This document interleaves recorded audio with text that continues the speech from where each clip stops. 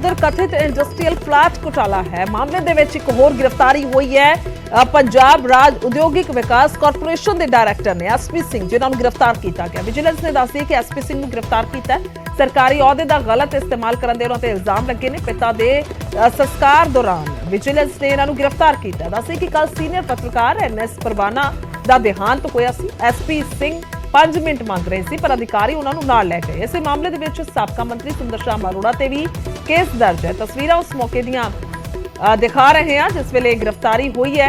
उद्योगिक प्लाट को लैके दस कि रियल एस्टेट कंपनी को देने का इल्जाम लग्या। इस केस PSIGC के 7 अधिकारी भी गिरफ्तार किए गए और गिरफ्तारी संस्कार के मौके हुई है।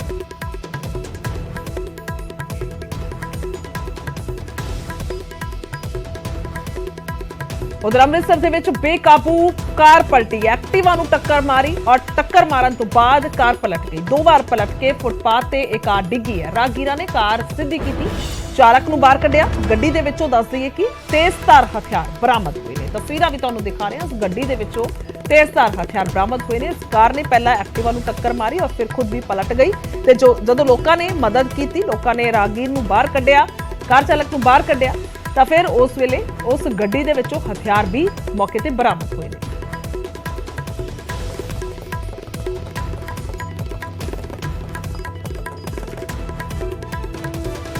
उधर हरियाणा के गृह मंत्री के काफिले नूं ट्रक ने टक्कर मारी। अनिल विज की नवी कार नूं नुकसान पहुंचा है। काफिले दे विच शामिल एस्कॉर्ट गड्डी नूं भी नुकसान पहुंचा है। हादसे दे विच वाल-वाल बचे ने। अनिल विज बहादुरगढ़ दे विच KMP एक्सप्रैस वे ते हादसा वापरिया। ट्रक ने एस्कॉर्ट गड्डी नूं टक्कर मारी। बेकाबू होकर एस्कॉर्ट गड्डी जिहड़ी है अगे मंत्री की गड्डी दे विच जा बची। पुलिस ने ट्रक नूं कब्जे दे विच लैके जांच शुरू कर दी है। हादसे तो थोड़ी दूर बाद दस दी कि मंत्री अनिल विज गुरुग्राम के लिए रवाना हो गए और ये तस्वीरां मौके दियां उस वेले दियां दिखा रहे हैं जिस वेले एक्सीडेंट होया सी। दस दिए कि पिछले महीने भी अनिल विज की गड्डी हादसे का शिकार हुई सी तां हुणे दोबारा उन्हां दी गड्डी हादसे का शिकार हुई।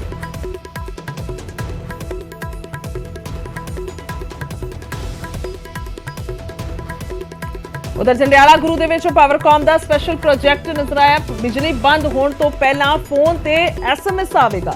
बिजली मंत्री हरभजन सिंह ईटीओ ने इसकी शुरुआत की है। किन्ने घंटे तक बिजली का कट रहेगा उस बारे जानकारी मिल जाएगी तो यह एक वड्डी होर अहम सुविधा जी है कह सकते हैं कि सरकार देन जा रही है। बिजली मंत्री हरभजन सिंह ईटीओ ने इसकी शुरुआत की और जंडियाला गुरु दे विच इसकी शुरुआत हुई है और बिजली जो जानी है जो कट लगना है उस तो पहला जानकारी मैसेज के जरिए आ जाएगी जंडियाला गुरु के फिलहाल लोगों को, क्योंकि उत्थे ही अजे शुरुआत हुई है।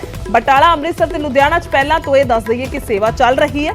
अगले कुछ दिनों पंजाब के होर शहरों के भी शुरू होएगी, यानी कि शुरुआत जी है वो की जा चुकी है पहला ही। और फिलहाल जंडियाला गुरु के 3 स्टेशनों तो चलते करीब 12 नंबर 11 KV फीडर शामिल किए गए हैं। करीब 22 पिंडों के 20,117 खपतकारों को सेवा का सीधा लाभ मिलेगा।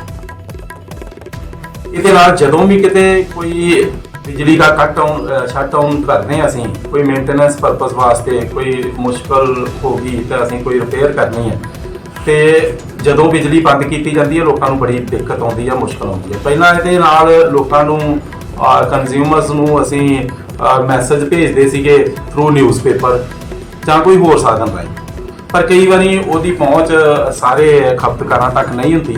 ਸੋ ਅਸੀਂ ਇੱਕ ਉਪਰਾਲਾ ਕੀਤਾ ਕਿ ਉਹਨਾਂ ਨੂੰ SMS ਰਾਹੀਂ ਇੱਕ ਸੂਚਨਾ ਜਿਹੜੀ ਆ ਉਹ ਪਹਿਲਾਂ ਮਿਲ ਜੇ। ਇਹ SMS ਦੇ ਵਿੱਚ ਹੀ ਮੈਂਸ਼ਨ ਹੋਊਗਾ ਕਿ ਕਿੰਨਾ ਸਮਾਂ ਜਿਹੜਾ ਸਾਨੂੰ ਉਸ ਮੇਨਟੇਨੈਂਸ ਵਾਸਤੇ ਲੱਗੂਗਾ ਔਰ ਕਿੰਨੇ ਸਮੇਂ ਬਾਅਦ ਲਾਈਟ ਜਿਹੜੀ ਆ ਉਹਨੂੰ ਫਿਰ ਉਹਦੀ ਮੁੜ ਬਹਾਲੀ ਜਿਹੜੀ ਆ ਉਹ। अगे वधांगे उधर हरियाणा के टोहाना के फायरिंग हुई है। बदमाशों ने फूड कोर्ट के बाहर गोलियां चलाइया ने। फूड कोर्ट के मैनेजर को रंगदारी के लिए पर्ची दी है। पर्ची के राही 50 लाख की रंगदारी की मंग की गई। पर्ची देने तो बाद फूड कोर्ट के बाहर फायरिंग कर दी गई। बाइक सवार 3 बदमाशों ने दस दी कि गोलियां चलाइया ने। सो ये बदमाशी जी है सिर्फ पंजाब नहीं बल्कि हरियाणा, राजस्थान ते होर जिहड़े सूबे ने उन्हां दे विच नज़र आउंदी है। तो एक उदाहरण असीं कह सकते हैं टोहाना है हरियाणा का, जिथे कि फायरिंग की गई। फूड कोर्ट के बाहर फायरिंग की गई। पहला रंगदारी की पर्ची दी गई और पर्ची तो बाद फायरिंग कर दी गई। CCTV तस्वीर सामने आ चुकी ने किस किस्म के नाल ये सारी घटना वापरी है और इत्थे रंगदारी नूं लैके कह सकते हैं कि गोलियां चलाईयां गई। ऐसे सर मैं काउंटर पे बैठा था, एक लड़का आया मेरे को एक स्लिप दे गया काउंटर पे और मेरे को बोला, वो कहते स्लिप दे देना। मेरे को समझ में नहीं आया, मैं उसके पीछे निकल गया पैसे पूछने के किसको देनी है ये। तो मैं वैसे ही जैसे ही गेट की तरफ निकला, उसने बाहर जाते ही फायरिंग स्टार्ट कर दी और उसने 3 राउंड फायर किए।